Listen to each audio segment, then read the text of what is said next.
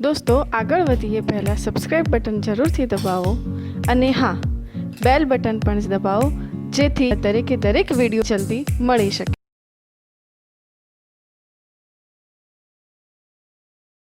नमस्कार विद्यार्थी मित्रों, આપણે સ્નાયુ પેશીનો અભ્યાસ કરી રહ્યા છીએ કે જે સંકોચનશીલતાનો ગુણધર્મ ધરાવે છે, જેની મદદથી ઉચ્ચ કક્ષાના પ્રાણીઓ હલનચલન કરી શકે છે અને સ્નાયુ પેશી માટે જે તંતુઓ છે એવો શબ્દ વાપરવામાં આવે છે કારણ કે કોષો છે એ બધા નળાકાર હોય છે, માટે એને તંતુ કહેવામાં આવે છે અને કોષ રસ છે એને સ્નાયુ રસ કહેવામાં આવે અને કોષ રસ પટલને સ્નાયુ તંતુ પડ તરીકે ઓળખવામાં આવે છે। એટલે લાંબા નળાકાર મોટા ભાગે હોય છે, આકાર એનો થોડોક જુદો પણ હોઈ શકે છે। આપણે ત્રણ પ્રકારો છે એની અંદર એકનો અભ્યાસ કર્યો છે। પહેલો પ્રકાર આવે છે એ રેખિત સ્નાયુ અથવા એનું બીજું નામ છે કંકાલ સ્નાયુ, કારણ કે કંકાલની સપાટી ઉપર એ રહેલી હોય છે અને મોટા ભાગે ઐચ્છિક હલનચલન સાથે સંકળાયેલી હોય છે, પ્રાણીની ઈચ્છા પ્રમાણે એ કાર્ય કરે છે। બીજા નંબરની છે એ સરળ સ્નાયુ, એને સમતલ સ્નાયુ પણ કહેવામાં આવે છે અથવા અરેખિત સ્નાયુ પણ એને કહેવાય છે। જુદા જુદા ઘણા બધા નામ છે એના, સરળ સ્નાયુ અથવા અરેખિત સ્નાયુ એ બીજા નંબરનો છે, એનો અભ્યાસ આપણે આજે કરીએ છીએ। અને ત્રીજા નંબર છે એ રુદ્ર સ્નાયુ કે જે હૃદયની દિવાલની અંદર આવેલા હોય છે એવા પ્રકારના। પહેલા નંબરે આજનો જે મુદ્દો છે પહેલા નંબરનો અને આમ સ્નાયુ પેશીનો બીજા નંબરનો મુદ્દો છે, તો એમાં સરળ સ્નાયુ છે એની આપણે એક આકૃતિ દોરીએ તો એનો આકાર છે એ આ પ્રમાણે ત્રાકાકાર હોય છે, બંને છેડા અણીવાળા હોય અને વચ્ચેના ભાગેથી ફૂલેલા હોય છે। તમે આ રીતે ગમે તે એકબીજા સાથે જ્યારે જોડાણ થાય ત્યારે આ પ્રમાણે બનતું હોય છે। ચાલો આને જોડાણ કરીએ તો આમ બનશે। એટલે અહીંયા તમે જોઈ શકો છો કે દરેકે દરેક સ્નાયુ તંતુ છે 2, 3 અને 4 બતાવ્યા છે, પણ એકબીજા સાથે કેવી રીતે જોડાયેલા હોય એ જોડાણ પણ સાથે સાથે આપણે બતાવેલું છે, જેને જોડાણ અથવા તો સંધિ કહેવામાં આવે છે। જોડાણ એટલે સંધિ અથવા તો સાંધો, કેવી રીતે એકબીજા સાથે જોડાતા હોય છે। તો અહીંયા ત્રાકાકાર 2 છેડે અણીવાળા અને વચ્ચેનો ભાગ ફૂલેલો હોય, સ્પષ્ટ કોષ કેન્દ્ર એક જ આવેલું હોય છે, તો એવા સરળ સ્નાયુ છે એ આપણે અહીંયા આકૃતિની અંદર બતાવેલા છે। સૌથી પહેલા આપણે સ્થાનની વાત કરીએ તો કઈ જગ્યાએ આ પેશી આવેલી છે એની આપણે થોડીક સમજૂતી અહીંયા આપીએ છીએ। તો સ્થાન લખીશું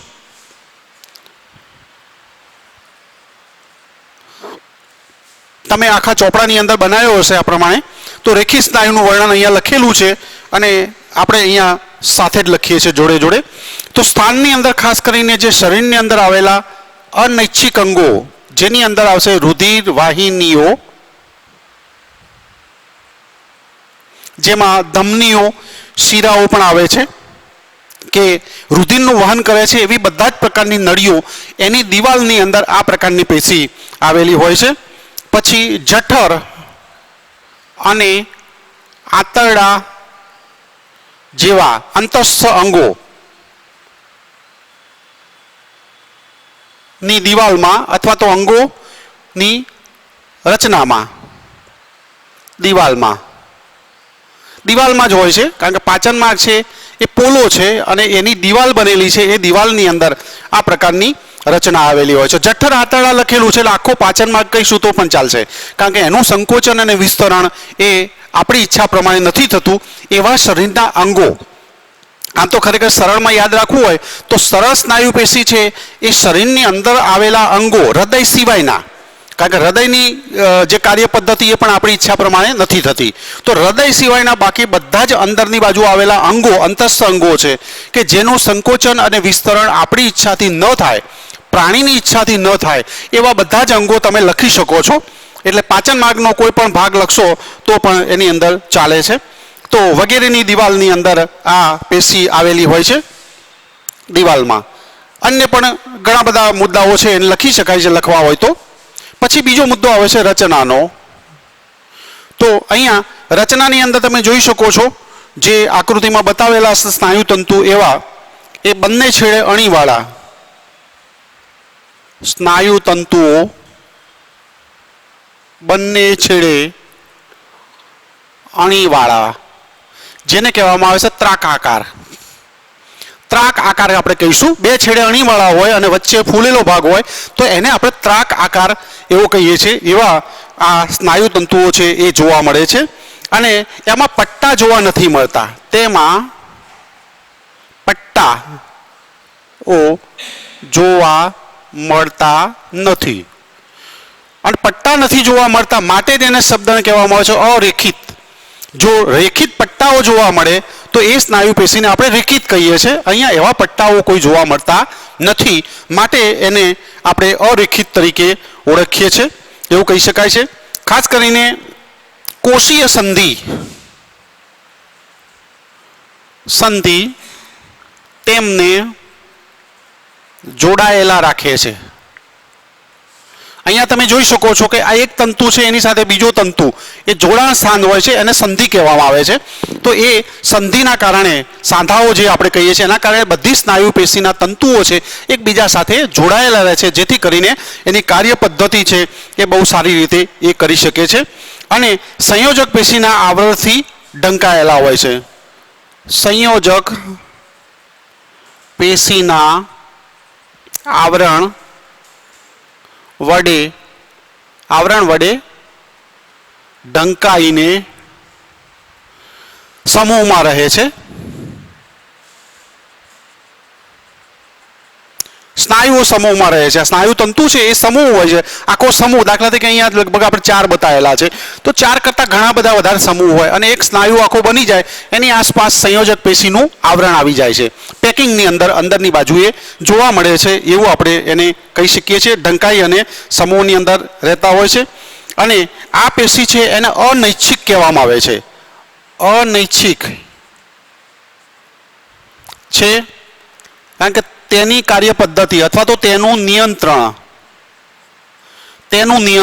એનું જે કાર્ય પદ્ધતિ છે સંકોચન અને વિસ્તરણની પ્રક્રિયા છે એ નિયંત્રણની જે પ્રક્રિયા છે એ એના ઉપર કોઈ પ્રાણીની ઈચ્છાનો ભાગ નથી હોતો. ઐચ્છિક છે તેનું નિયંત્રણ પ્રાણીની ઈચ્છાથી થતું નથી. સરળ ભાષામાં આપણે શબ્દ લખીએ છીએ પ્રાણીની ઈચ્છાથી એનું નિયંત્રણ નથી થતું માટે એને અનૈચ્છિક કહેવામાં આવે છે. એટલે આપણે આગળ વાત તમને કરેલી છે કે કંકાલ સ્નાયુ અથવા રેખી સ્નાયુ છે ઐચ્છિક છે.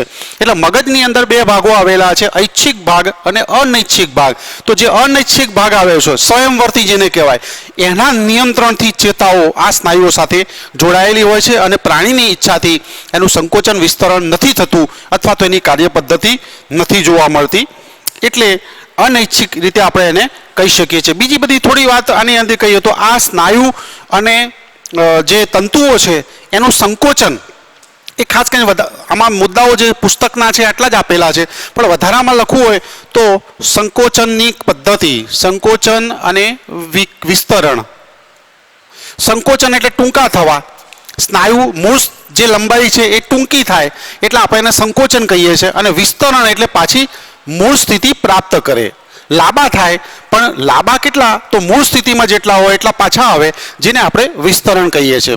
તો સંકોચન અને વિસ્તરણ છે એ ધીમું હોય છે ધીમું પરિણામે એ શ્રમિત થતા નથી એટલે કે થાકી જતા નથી. આ સ્નાયુઓ ક્યારે પણ થાકતા નથી.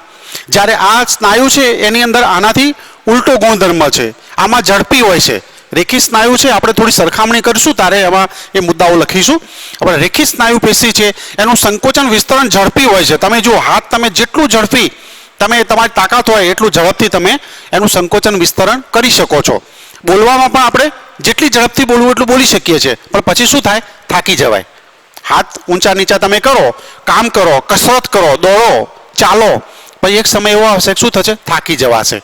એટલે કંકાલ સ્નાયુ પેશી છે એનું સંકોચન ઝડપી છે પરંતુ શ્રમિત થઈ જાય અથવા તો થાકી જાય છે. જ્યારે એની સરખામણીમાં આ પેશી છે એની કાર્ય પદ્ધતિ બિલકુલ ધીમી હોય છે માટે એ કદી થાકતા નથી. ક્યારે પણ ના થાકે. જઠર અને આંતરડાની અંદર જ્યારે ખોરાક અંદર પહોંચે છે ત્યારે વલોવાનું ચાલુ કરે જઠર. સંકોચન વિસ્તરણની પ્રક્રિયા પરિસંકોચન જેને કહેવાય છે. તો ક્યારે થાકે નહીં. એમ નથી ચલો ભાઈ આ જઠર થાકી ગયું છે તો આજે પાચન નહીં થાય એવું ક્યારે એની અંદર જોવા મળતું નથી. તો એની આ કાર્ય પદ્ધતિ છે એ આ પ્રમાણે એનું અનૈચ્છિક નિયંત્રણ હોય અને એના લીધે આ પદ્ધતિ એમાં જોવા મળતી હોય છે. તો અહીંયા બીજા નંબરની પેશી છે જેને આપણે સરળ સ્નાયુ, અરેખી સ્નાયુ અથવા ક્યારેક સમતલ સ્નાયુ તરીકે પણ ઓળખવામાં આવતા હોય છે. એવી એ બીજા નંબરની પેશી છે. તો એનું સ્થાન તમે ધ્યાનમાં રાખજો. અંતસ્થ અંગો કોઈ પણ તમે લખી શકો છો સિવાય કે હૃદય. હૃદય સિવાયના અંતસ્થ કોઈ પણ અંગો છે એના અંદરના બાજુના લખશો તો ચાલશે. એ બધા જ એની અંદર આવેલા છે. એનો આકાર ધ્યાનમાં રાખજો. કોષ કેન્દ્ર એક આવેલું છે અને ખાસ કરીને એની અંદર પટ્ટાઓ જોવા નથી મળતા. એ એનું અગત્યનું લક્ષણ છે. હવે ત્રીજા નંબરની પેશી આવે છે જે રુદ સ્નાયુ પેશી જેને આપણે કહીએ છીએ અને એનું નામ જ રુદ છે, કાર્ડિયક મસલ, કે જે હૃદયની દિવાલની અંદર આ પેશી આવેલી હોય છે અને બહુ અગત્યની પેશી છે કારણ કે હૃદયનું કાર્ય અલગ પ્રકારનું છે, તમે જાણો છો. અને આ પેશી હૃદય સિવાય અન્ય કોઈ જગ્યાએ નથી આવેલી. એક સ્પેસિફિક એનું બંધારણ છે. એની અંદર કેટલાક લક્ષણો એવા છે કે જે આપણને સરળ સ્નાયુના પણ જોવા મળશે અને કેટલાક લક્ષણો એવા છે કે જે આપણને રેખિત સ્નાયુના પણ જોવા મળશે. એટલે રેખિત સરળ બંનેના લક્ષણો મિશ્રણ થાય છે વત્તા કેટલાક લક્ષણો રુદ સ્નાયુ પેશીના પોતાના હોય છે, અલગ હોય છે એના. તો આવા ત્રણનું મિશ્રણ કરી અને જે ખાસ પ્રકારની જે પેશી બને છે જેને આપણે રુદ સ્નાયુ પેશી તરીકે ઓળખીએ છીએ. અને સૌથી પહેલાં આપણે એની એક આકૃતિ તૈયાર કરીએ છીએ. તમને આકૃતિ લગભગ રેખિત જેવી લાગશે પણ એની અંદર થોડુંક જુદાપણું અહીંયા જોવા મળે છે.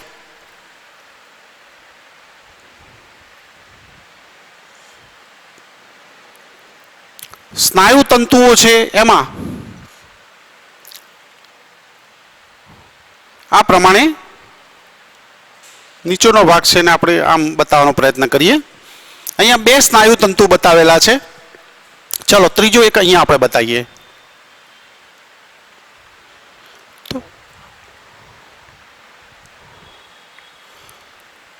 ત્રણ સ્નાયુ તંતુ આપણે બતાવીએ છીએ અહીંયા. સ્નાયુ તંતુઓ છે તમે જો રેખિતની અંદર જોયું કે સ્નાયુ તંતુ બધા ખરા પણ ભલે અડીને ગોઠવાયા હોય એકબીજા સાથે પરંતુ એકબીજાની અંદર સેતુ જે રચના છે એવી રચના ત્યાં જોવા નથી મળતી રેખિત સ્નાયુની અંદર. જ્યારે અહીંયા તમે જોઈ શકો છો કે સેતુ જોવા મળે છે. એટલે એક તંતુ બીજા તંતુ સાથે જોડાયેલો છે, આ તંતુ સાથે જોડાયેલો છે, એમ બધા જ તંતુ એકબીજા સાથે જોડાયેલા હોય છે જેને આપણે સેતુ તરીકે ઓળખીએ છીએ. તો એવી રચના અહીંયા ખાસ જોવા મળે છે. બીજી ખાસ અલગ પ્રકારની રચના જોવા મળશે અને એ ત્રાસી તકતીઓ એની અંદર આવેલી હોય છે જે બહુ ઘેરી તમને જોવા મળશે. અને એ તકતીઓ છે જેને આપણે અલગ નામથી ઓળખીએ છીએ, એને આપણે અધિબીમ કહીશું.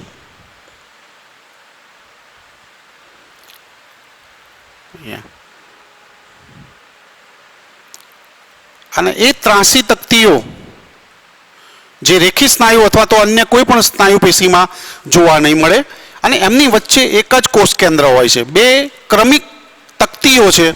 તકતીનું આપણે નામ નિર્દેશન કરી નાખીએ તો આને કહેવાય છે અધિબીમ.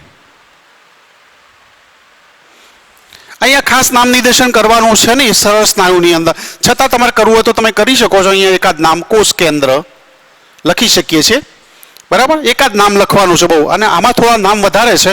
અધિબીમ નામની તકતીઓ આવેલી છે અને બે અધિબીમ ક્રમિક તમે જોશો તો એની વચ્ચે એક જ કોષ કેન્દ્ર આવેલું છે. આ એનું ખાસ લક્ષણ છે. આ છે કોષ કેન્દ્ર. અને એમાં પણ રેખિત સ્નાયુની જેમ જ એકાંતરે ઘેરી અને ઝાંખી રેખાઓ આવેલી હોય છે.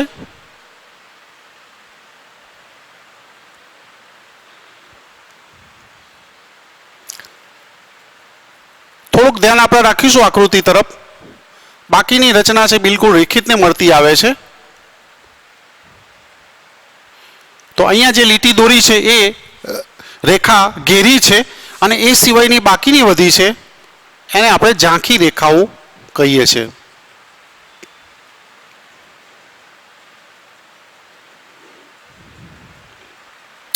આમાં કોઈ ગણતરી બંધ દોરવાનું નથી પણ જેટલા આપણે તંતુ બતાવીએ છીએ એની અંદર ધ્યાનમાં રાખવાનું અધિબીમ વચ્ચે એક જ કોષ કેન્દ્ર બતાવી દેવાનું.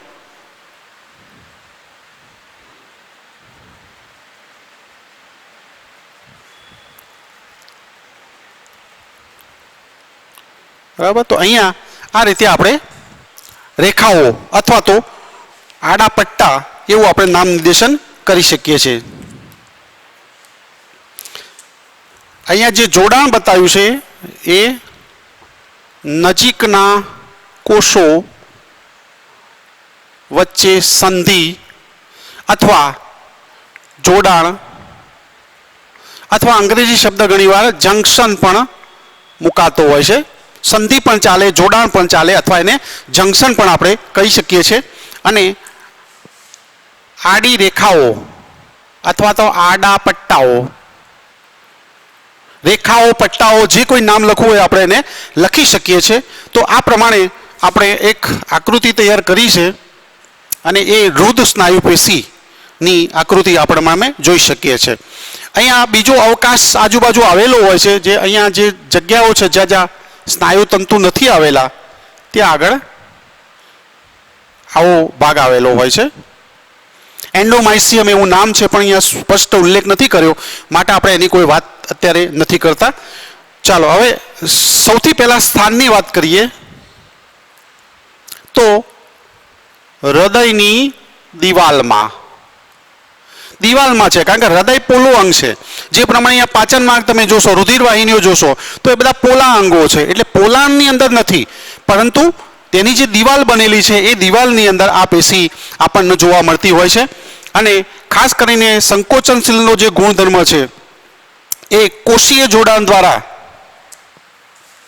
રચનાની વાત કરીએ તો તંતુઓ નળાકાર રચના આવેલી છે અને સેતુઓ અથવા તો કોષીય જોડાણ જેને કહીશું આપણે, કોષરસ પટલ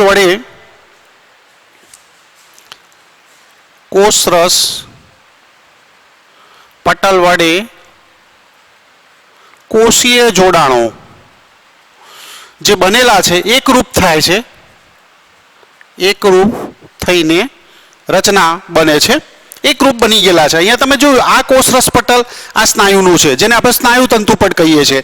તો એ કોષરસ પટલ આનું અને આ તંતુ બંનેનું એકરૂપ થઈ ગયું છે અને એ જોડાઈ ગયેલું છે, એટલે નથી જોવા મળતું. અને એના કારણે બંને તંતુઓ છે એ એકબીજા સાથે એકરૂપ થયેલા છે, એવા પ્રકારનું ખાસ જોડાણ અહીંયા જોવા મળે છે. એકરૂપ થઈને ચોંટેલા હોય છે એવું કહીશું. તંતુઓ નળાકાર છે, જે કોષરસ પટલ વડે કોષીય જોડાણો એકરૂપ થઈ અને એકબીજા સાથે ચોંટેલા હોય છે, એવા પ્રકારની રચના આપણે એને કહીશું.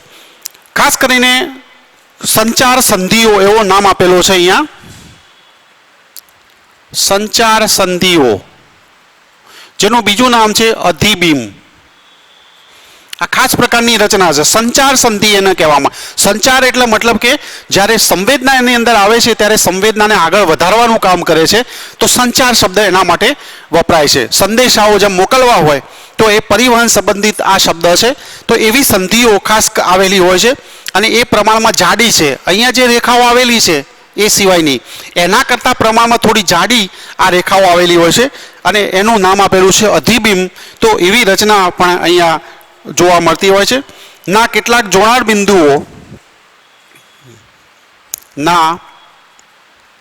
કેટલાક જોડાણ બિંદુઓ આવેલા છે એની અંદર, અને એ જોડાણ બિંદુઓ કોષોને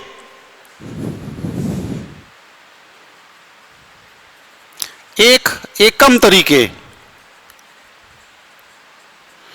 સંકોચન અને વિસ્તરણ કરવા માટે એ જવાબદાર છે. સંકોચન વિસ્તરણ એવું લખીએ, સંકોચન વિસ્તરણ માટે કાર્ય કરે છે. એટલે કહેવાનો અર્થ એવો છે કે અધિબીમ છે એના કારણે એક કોષ છે એ બીજા કોષ સાથે જોડાયેલો છે અને આખો એક સંયુક્ત એકમ બની જાય છે, અને એ એકમના કારણે આ આખો જ તંતુ છે એક સાથે કાર્ય કરે છે. એ માટેની આ એક રચનાઓ આપણે કહીએ તો પણ ચાલશે. અને જ્યારે આની અંદર એવું થાય છે કે જ્યારે એક કોષ સંવેદના અનુભવે,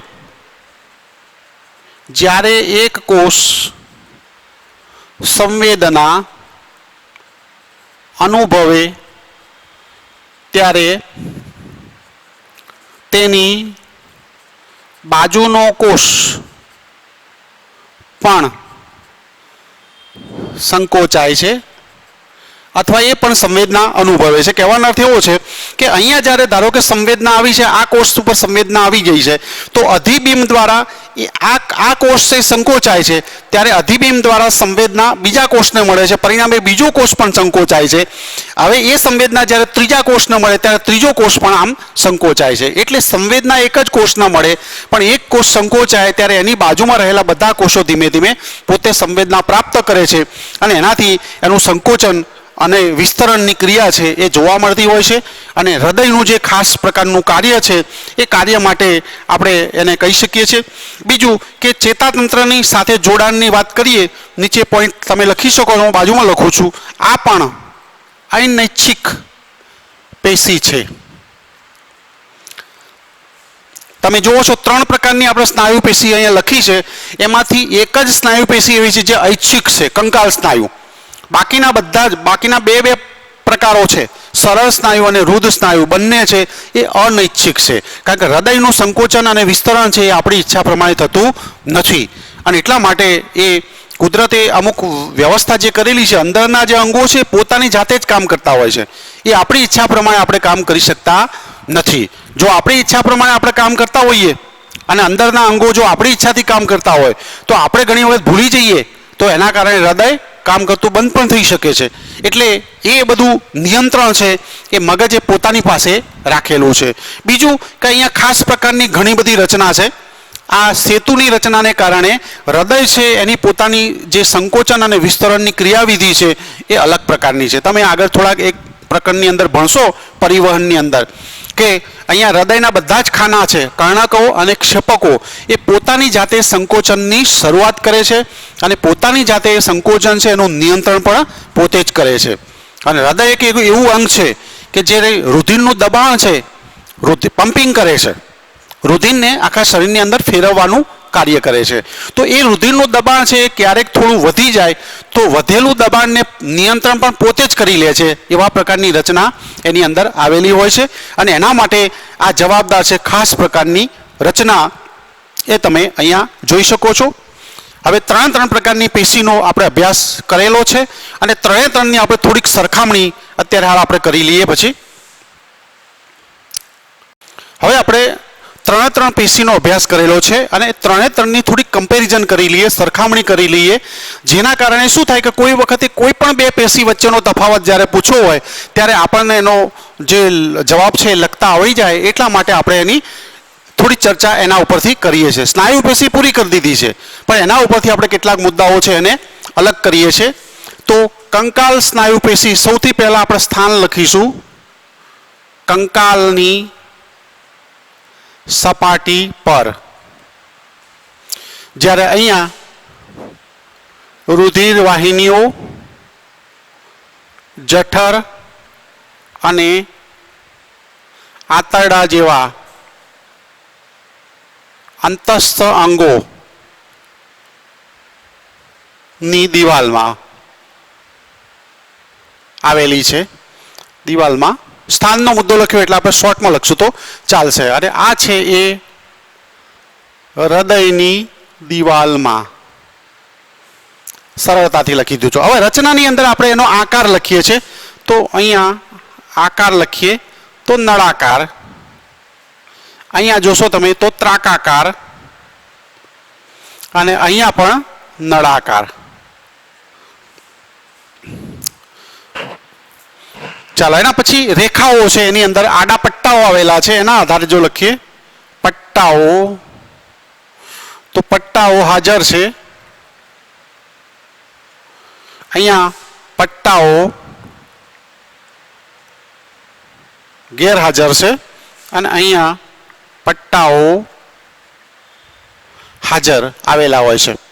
હવે એની જે કાર્ય પદ્ધતિ છે ઐચ્છિક અને અનૈચ્છિક, એના આધારે આપણે લખીએ નિયંત્રણ એનું,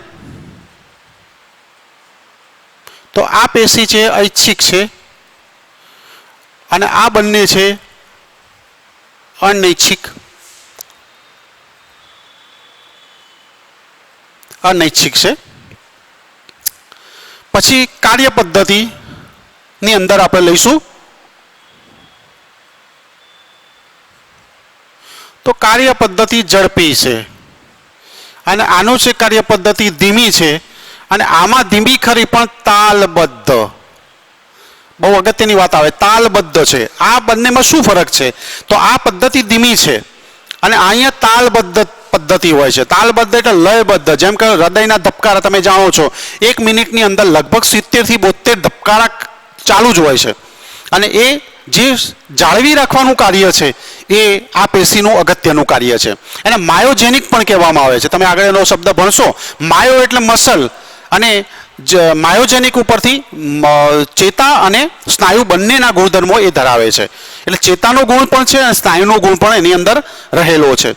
એટલે એને તાલબદ્ધ એને કહેવાય છે. સામાન્ય સ્થિતિમાં ધબકારા હોય છે અને 2-3 પરિસ્થિતિની અંદર ધબકારા વધઘટ થઈ શકે છે. 3 પરિસ્થિતિઓ છે આમ તો. એક પહેલી પરિસ્થિતિ બીમારી. બીમારીમાં વધે પણ ખરા અને ઘટે પણ ખરા, પહેલા નંબરે. બીજું કસરત દરમિયાન હંમેશા વધે જ છે, ઘટે નહીં ક્યારે પણ. અને ત્રીજા નંબર આવે માનસિક ઉત્તેજના. મગજની અંદર ઉત્તેજના આવે કોઈ કારણથી તો પણ હૃદયના ધબકારા વધી જાય છે. એ વખતે ઘટતા નથી. ઘણીવાર તમે આવું સાંભળ્યું છે કે કોઈ સમાચાર સાંભળ્યા અથવા તો અચાનક આપણે એક્સિડન્ટ થતાં રહી ગયો હોય, આપણે પડતા બચી ગયા હોય તો આમ અચાનક હૃદયના ધબકારા વધી જાય છે. તો એ જે ઉત્તેજના છે એ સમયે બદલાય છે. બાકીના સમયની અંદર એ તાલબદ્ધ સંકોચન અને વિસ્તરણ એની અંદર જોવા મળતું હોય છે. પછી અધિબીમની રચના જો આપણે લઈએ તો અધિબીમ તો આમાં છે ગેરહાજર, અહીંયા પણ ગેરહાજર અને અહીંયા હાજર હોય છે. બરાબર. તો એ સેતુઓ એની અંદર એક મુદ્દો છે. કોષના બનેલા સેતુઓ છે એ આમ તો હાજર હોય છે. સંચાર સંધિઓ અધિબીમનું આવી ગયું છે વર્ણન. એટલે બીજું આપણે સ્પષ્ટ રીતે જોઈએ તો અહીંયા તમે જે આટલા મુદ્દાઓ છે એને આપણે કોષ કેન્દ્રનું લખવું હોય તો લખી શકીએ છીએ આપણે કોષ કેન્દ્ર. તો આને આપણે કહીશું બહુકોષ કેન્દ્રી. એક કરતાં વધારે કોષ કેન્દ્રો આવેલા છે બહુકોષ કેન્દ્રી. અહીંયા એક જ કોષ કેન્દ્ર આવેલું છે અને અહીંયા પણ એક જ કોષ કેન્દ્ર, ભલે બહુકોષ કેન્દ્રી આપણને લાગતી હોય પરંતુ 2 ક્રમિક અધિબીમ વચ્ચે એક જ કોષ કેન્દ્ર હોય છે. તો અહીંયા આપણે આ રીતે લગભગ 3, 6 ને 7 મુદ્દાઓ છે એને આપણે કમ્પેરિઝન મૂકી શકીએ છીએ. આમાંથી કોઈ પણ 2 વસ્તુ વિશે તફાવતનો મુદ્દો મૂક્યો હોય, દાખલા તરીકે રેખી સ્નાયુ અને સરળ સ્નાયુનો તફાવત હોય તો અહીંયા તમે જોઈ શકો પહેલો સ્થાનનો મુદ્દો છે દરેકમાં અલગ અલગ આવે છે. પહેલા નંબરનો આવી જશે, બીજો આકારનો આવી જશે. બરાબર. પટ્ટાઓનો તમને હાજર ગેરહાજર મળી જશે, ઐચ્છિક અનૈચ્છિક મળી જશે, સંકોચન છે એ મળી જશે. ચાલો અધિબીમ છે એ સમાન છે, એ આપણે એની અંદર નહીં લઈ શકીએ અને કોષ કેન્દ્રનો મુદ્દો પણ તમને મળી જશે. એટલે આ 2 વચ્ચેનો તફાવત હોય તો ફક્ત એક જ મુદ્દો દૂર કરવાનો છે, બાકીનો તમને એ મુદ્દાઓ મળી જશે. ધારો કે સરળ અને રુધ વચ્ચેનો હોય તો પહેલો સ્થાનનો મુદ્દો છે, બીજા નંબરનો આકારનો આવી જશે, આ પણ આવી જશે. બરાબર. આ મુદ્દો નહીં આવે, અનૈચ્છિક વાળો સમાન આવે છે. આ મુદ્દો અલગ પડશે, ગેરહાજર હાજર એ અલગ પડશે, આ પણ મુદ્દો અલગ પડશે. બરાબર. અને ઘણી વખતે કોઈ વાર એવું બને કે રેખી સ્નાયુ અને રુધ સ્નાયુ વચ્ચેનો તફાવત હોય તો તમને ઘણા બધા મુદ્દાઓ છે એ તમે જોશો તો એ નીકળી જશે એની અંદર. દાખલા તરીકે સ્થાન આવશે એક મુદ્દો, બીજો ઐચ્છિક અનૈચ્છિકનો 2, ત્રીજા નંબરે આ આવશે, ચોથા નંબરે અધિબીમ વાળો આવે અને 5મા નંબરનો નીકળી જશે. 4 મુદ્દા જ મળશે તમને. રુધ સ્નાયુ અને કંકાલ સ્નાયુ છે એમાં સરખામણી વધુ પ્રમાણમાં છે. એટલે જ્યારે કોઈ પણ સ્નાયુઓ વિશેની જ્યારે આ તફાવતની વાત આવે ત્યારે તમે આમાંથી બહુ સારી રીતે એનો મુદ્દો છે એનો જવાબ તમે આપી શકો છો. મિત્રો હવે 3 પેશીનો અભ્યાસ કરી દીધો છે. અધિચ્છદીય પેશી, સંયોજક પેશી અને સ્નાયુ પેશી. અને ચોથા નંબરને આવે છે એ ચેતા પેશી, જેને ન્યુરલ ટિશ્યુ પણ કહેવામાં આવે છે. ન્યુરોન એટલે ચેતાકોષ અને એના ઉપરથી એનું નામ છે ન્યુરલ ટિશ્યુ. બહુ વધારે વર્ણન અહીંયા નથી આપેલું કારણ કે આપણે એનો વિગતવાર અભ્યાસ કરવાનો છે પ્રકરણ નંબર 21ની અંદર, અને એટલા માટે કેટલીક વાતો છે એના વિશેની આપણે થોડી વધારે સમજી લઈશું અને આપણને એ આગળનો મુદ્દો છે એ સમજવામાં મદદરૂપ થશે. ખાસ કરીને બદલાતી અવસ્થાઓ પર આ પેશીનું કાર્ય શું છે? બદલાતી અવસ્થાઓ પર જ્યારે પરિસ્થિતિ બદલાય છે પર્યાવરણની અંદર અને શરીરની, ત્યારે મહત્તમ નિયંત્રણ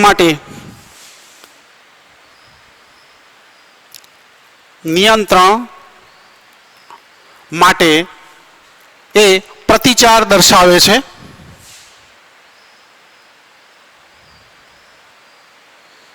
બદલાતી પરિસ્થિતિ અવસ્થાઓ, કોઈ પણ બદલાતી અવસ્થા હોય, ચાહે પર્યાવરણની બદલાતી અવસ્થા હોય તો પણ એ માહિતગાર રાખે છે. દાખલા તરીકે વાતાવરણની અંદર ગરમી અને ઠંડી એનું પ્રમાણ બદલાય તો ગરમીનું પ્રમાણ બદલાય વધે તો તરત જ એ ત્વચાની અંદર આવેલા આ કોષો છે એ તરત જ એ પોતે સંવેદના અનુભવે છે અને એ સંવેદનાને મગજ સુધી પહોંચાડવાનું કાર્ય કરે છે. એટલે મગજ દ્વારા આપણને અનુભવ થાય છે કે વાતાવરણની અંદર ગરમી છે.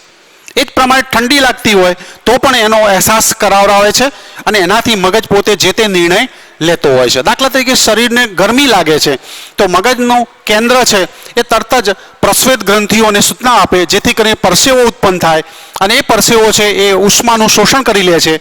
પરિણામે શરીર છે એને ઠંડુ રાખવાની વ્યવસ્થા થાય છે. તો આવી બદલાતી પરિસ્થિતિ છે પર્યાવરણની તો એની સામે પ્રતિચાર આપે છે અને શરીરની અંદર પણ કોઈ પરિસ્થિતિ બદલાય તો એ વખતે પણ પ્રતિચાર આપવાનું આ અગત્યનું એનું કાર્ય છે. ચેતાકોષ એનો એકમ છે. ચેતાકોષ એ ચેતાપેશીનો રચનાત્મક અને ક્રિયાત્મક એકમ પણ આપણે કહી શકીએ છીએ. એકમ છે જે પોતે સંવેદનાનું વહન કરે છે અથવા તો ઉત્તેજનાશીલ જેને કહેવાય, જે ઉત્તેજનાશીલ છે એટલે કે પોતે ઉત્તેજના અનુભવે છે એટલે આપણે એને ઉત્તેજનાશીલ એવું આપણે કહી શકીએ છીએ. આપણા શરીરની અંદર જે ચેતાપેશી આવેલી છે એ ચેતાપેશીને આપણે જો બે ભાગની અંદર વહેંચીએ શરીરની તો એમાં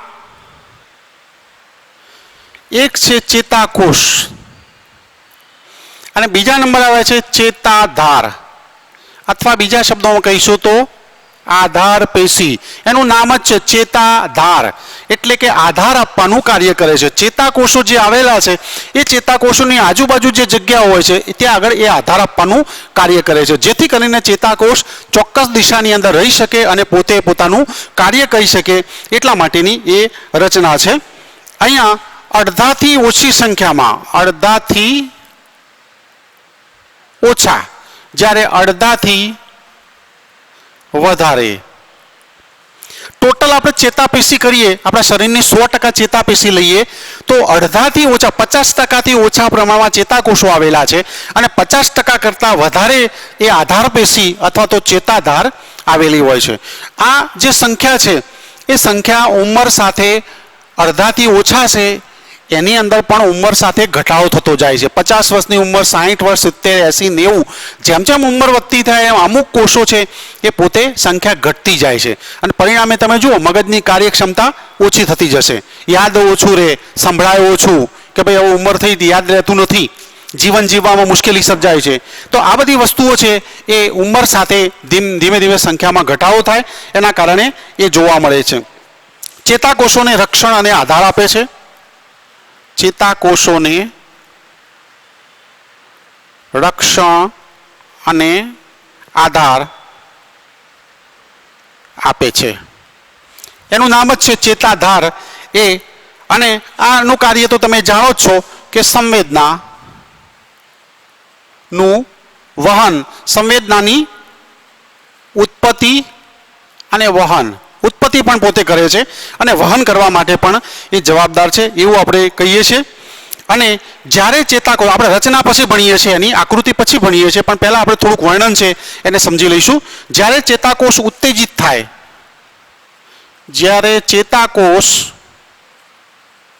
ઉત્તેજિત થાય ત્યારે એની અંદર વીજ સ્થિતિમાન છે, વીજ સ્થિતિમાન એની અંદર હોય છે અને એ વીજભાર જેને કહેવાય મિલી એમ્પિયરની અંદર કરંટ હોય છે એના ઉપર, અને એ કરંટ છે એની અંદર જે હોય એમાં થોડો ફેરફાર થાય છે એવું આપણે એને કહીએ છીએ.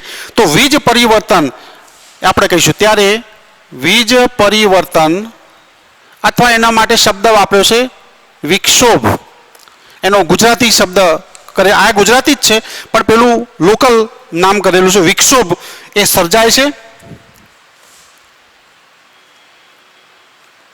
જે કોષરસ પટલ પર ઝડપથી આગળ વધે છે અથવા તો વહન પામે છે, ગતિ કરે છે, ઝડપથી ગતિ કરે છે. 100 મીટર પ્રતિ સેકન્ડ થી પણ ઓછા સમય થી પણ વધારે વેગ એનો વધારે એમ કહેવાય. 1 મીટરની અંદર 1 સેકન્ડની અંદર 1 સેકન્ડમાં 100 મીટર સુધીનું અંતર. આપણું શરીર તો જુઓ 100 મીટરનું છે નહીં, તો 1 સેકન્ડ કરતાં ઓછા સમયની અંદર આ માથાના ભાગથી છેક પગના તળિયા સુધી આ સંવેદના છે એનું વહન 1 સેકન્ડ કરતાં ઓછા ભાગની અંદર એ થઈ જાય છે.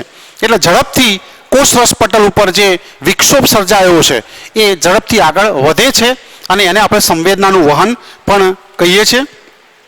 ખાસ કરીને આ પરિવર્તન છે એ ચેતાકોષના અંતિમ છેડા ઉપર, આ પરિવર્તન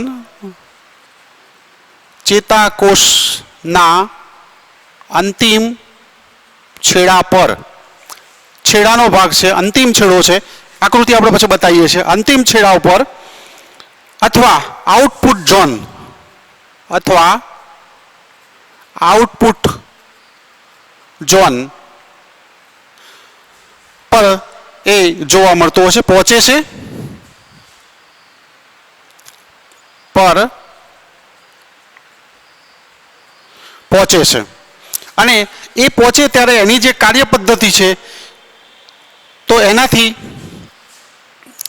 ચેતાકોષ તથા અન્ય કોષો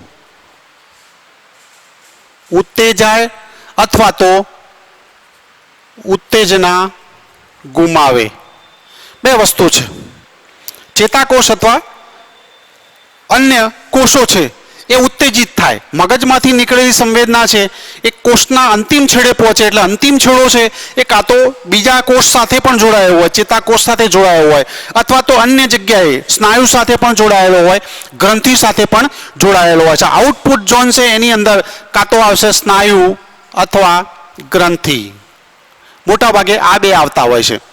એટલે આઉટપુટ છે, આઉટપુટ એટલે બહારની તરફ સંવેદના પહોંચે. જો સ્નાયુ ઉપર જાય તો સ્નાયુ છે એ પોતે સંકોચન અનુભવે અથવા તો વિસ્તરણ અનુભવે છે, અને જો ગ્રંથિ પાસે જાય તો એ ગ્રંથિ છે એ કાં તો પોતે સ્રાવ કરે અથવા તો સ્રાવ કરવાનું બંધ કરી દે છે. તો આ પ્રમાણે એની અંદર એ ઉત્તેજના કાં તો ઉત્તેજાય અથવા તો ઉત્તેજના છે એને બંધ કરે છે. કારણ કે કોઈ પણ વસ્તુ છે ગ્રંથિઓ એને ફક્ત ઉત્તેજિત કરવી એટલું નથી, એ ઉત્તેજનાને બંધ પણ કરવાની જરૂર પડે છે. એટલે એને નિયમન કહેવાય છે અથવા તો રેગ્યુલેશન એને કહેવામાં આવે છે. જો આપણે એક નાની આકૃતિ દ્વારા સમજીએ, અહીંયા તો આકૃતિ નથી આપી એટલી બધી સારી, પણ એક સરસ આકૃતિ નાની દોરી અને આપણે આખી વાત થોડીક સમજીએ તો અહીંયા આપણે આ રીતે સ્પષ્ટ કોષ કેન્દ્રની અંદર આવેલું છે, ચેતા રસ આવેલો હોય છે, અને આ જે નાના નાના પ્રવર્ધો આવેલા છે જેનું નામ છે શિખા તંતુ. અહીંયા સ્પષ્ટ કોષ કેન્દ્ર આવેલું છે અને શિખા તંતુ છે, આ લાંબો છે એને અક્ષ તંતુ કહેવામાં આવે છે. અક્ષ તંતુ અથવા એનું બીજું નામ છે ચેતાક્ષ. અને અહીંયાથી સંવેદના છે અંદર આવે છે, માટે આ જે બધા તંતુઓ છે એને અંતરવાહી તંતુ કહેવાય છે. આ છે અંતરવાહી તંતુ સંવેદનાને અંદર લાવે છે, કોષ કાયમાં લાવે છે. અને આ તંતુ છે એ કોષમાંથી બહારની તરફ સંવેદનાને લઈ જાય છે, માટે એને કહેવામાં આવે છે બહિર્વાહી તંતુ. બીજું નામ છે એનું, અક્ષતંતુનું બીજું નામ છે બહિર્વાહી તંતુ. અને સંવેદનાને બહાર લઈ જવામાં આવે છે. એ સંવેદના આજુબાજુ પ્રસરી ના જાય એટલા માટે એની આસપાસ ખાસ પ્રકારની ચરબીની બનેલી રચના જેને કહેવામાં આવે છે મજ્જાપડ આવેલું છે અને આ પ્રમાણે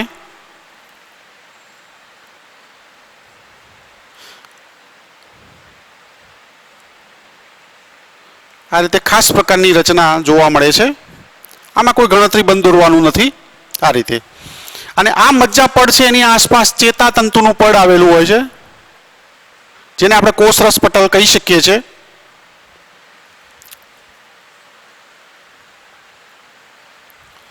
આ રીતે એમાં પણ ખાસ કોષ કેન્દ્ર આવેલા છે.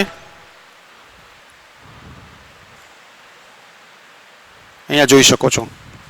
તો અંદરની બાજુ જે આવેલું છે એને આપણે કહીશું મેદીય પડ અથવા તો મજ્જાપડ.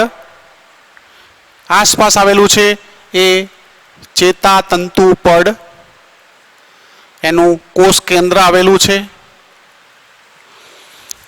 વચ્ચે બહુ વધારે આપણે ડિટેલમાં નહીં બતાવ્યા કારણ કે તમારા પુસ્તકની અંદર એટલી બધી રચના આપેલી નથી, પણ એનો અભ્યાસ આપણે આગળ પ્રકરણમાં કરવાનો છે. તો એ અહીંયા જોઈ શકો મજ્જાપડ છે એ તૂટક તૂટક હોય છે. એક કોષ મજ્જાપડ આવેલું છે બીજા કોષમાં, વચ્ચે જગ્યા હોય છે અને આવી જગ્યા છે જેને કહેવામાં આવે છે રેનવીયરની ગાંઠ.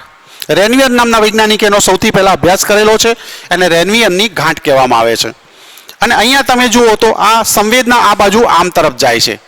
એ સંવેદના જતી હોય ત્યારે પ્રસરી ના જાય આજુબાજુના કોષોની અંદર, એટલા માટે આજુબાજુ એક મજ્જાનું પડ આવેલું હોય છે. જે રીતે કરંટ વાયર છે આજુબાજુ કરંટ પ્રસરી ના જાય એટલા માટે એક પીવીસીનું અથવા પ્લાસ્ટિકનું કવર આવેલું છે. એ પ્રમાણે અહીંયા મજ્જાનું પડ આવેલું હોય છે. અને આ ભાગ છે એને ચેતાનો અંત ભાગ કહેવામાં આવે છે. ચેતાંતો અહીંયા આવેલા હોય છે. હમણાં આપણે જે વાત કરતા આઉટપુટ ઝોન, એ આઉટપુટ ઝોન છે ને અહીંયા કાં તો આ સ્નાયુ ઉપર જોડાયેલો હોય અથવા તો ગ્રંથિ ઉપર એ જોડાયેલો હોય છે.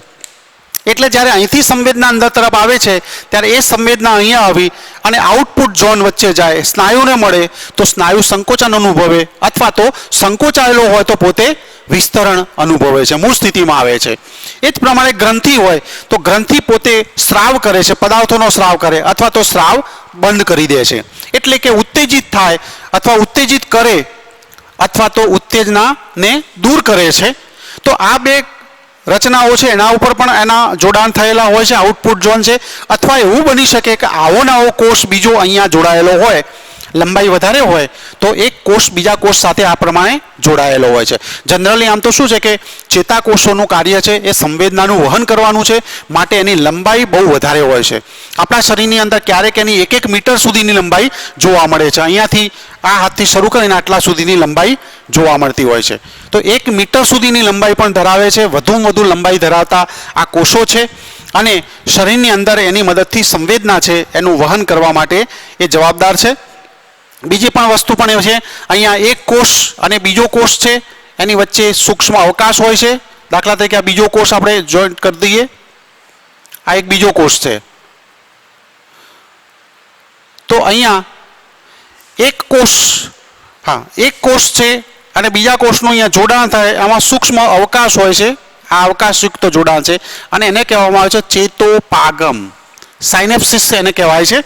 એ બંને વચ્ચે જોડાણ છે, એમાં અવકાશયુક્ત રચના છે. થોડી વધારે વાતો આની એટલા માટે કરી છે કે આપણે એનો 21મા પ્રકરણની અંદર એનો ઉપયોગ કરવાનો છે. તો આ પ્રમાણે ચેતાપેશી છે એટલે કે 4 પ્રકારની પેશી છે એનું વર્ણન આપણે અહીંયા હવે પૂર્ણ કરીએ છીએ.